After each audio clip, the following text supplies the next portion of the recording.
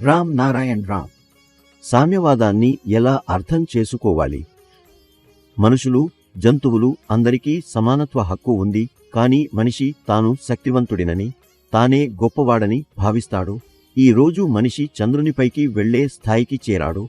కాని పక్షులు జన్మతోనే ఎగరడం వచ్చే గుణాన్ని కలిగి ఉంటాయి. అది వాటి స్వభావ లక్షణం. కుక్కలలో దొంగను గుర్తించే అద్భుతమైన శక్తి ఉంటుంది. వారు వాసన ద్వారా ముందున్నవాడు దొంగనా కాదా అన్నది తెలుసుకుంటారు. భగవంతుడు ప్రతి ఒక్కరికి ఏదో ఒక ప్రత్యేక గుణాన్ని, సమానతను ప్రసాదించాడు. ప్రతి ఒక్కరికి తన పని చేసేందుకు శక్తిని ఇచ్చాడు. మనం ఈయల గురించి మాట్లాడితే వాటికి చాలా శక్తివంతమైన ఘ్రాణశక్తి ఉంటుంది. సృష్టి ప్రతి ప్రాణికి వేర్వేరు లక్షణాలను ఇచ్చింది.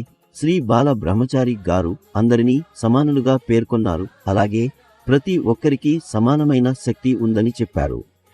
శ్రీ బాల బ్రహ్మచారి గారు సామ్యవాదాన్ని తన ఆలోచనల్లో ఇలా సమన్వయపరిచారు. ప్రతి ఒక్కరిని ప్రేమించండి, అందరినీ గౌరవించండి. మనిషి మాత్రమే మంచి మరియు చెడు రెండు రకాల క్రియలు చేయగల ఒకే జీవి. గాలి, నీరు, భూమి తమ ఇష్టానుసారంగా ప్రవర్తించలేవు.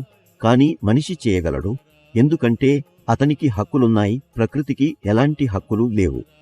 మనిషి ముందుగా ఆలోచిస్తాడు, తర్వాత కాయరూపంలో తీసుకెళ్తాడు. అతనిలో రెండు రకాల ఆలోచనలు కలుగుతాయి. ఒకటి అతని స్వంత ఆలోచన, రెండవది పై నుండి వచ్చే ఆలోచన. ఈ రెండింటి మధ్య వివేకం వస్తుంది. అది మనకు చేయవలసినది మరియు చేయకూడదనేది తెలియజేస్తుంది. వివేకాన్ని వినని వ్యక్తి పతన దిశగా నడుస్తాడు. మనసు శరీరంలో ప్రతిచోటా ఉంటుంది.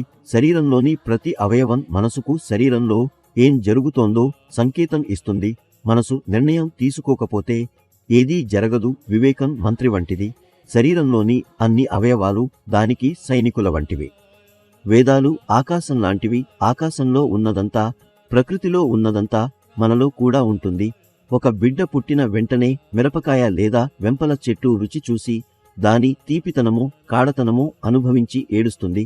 దీని ద్వారా మనిషి జన్మతోనే వివేచనా శక్తిని కలిగి ఉంటాడని నిరూపితమవుతుంది.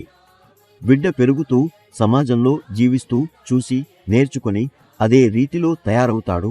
పిల్లలు ఏదైనా కోసం గొడవ పడితే వారిని గొడవపడేలా ఎవరు చేశారు? మనం ఏదైనా చేయకముందు అది మన మనస్సులో ఆలోచనగా వస్తుంది. తర్వాత మనసు దాన్ని అనుసరిస్తుంది. ఆకాశంలో మంచి, చెడు రెండు రకాల శబ్దాలుంటాయి.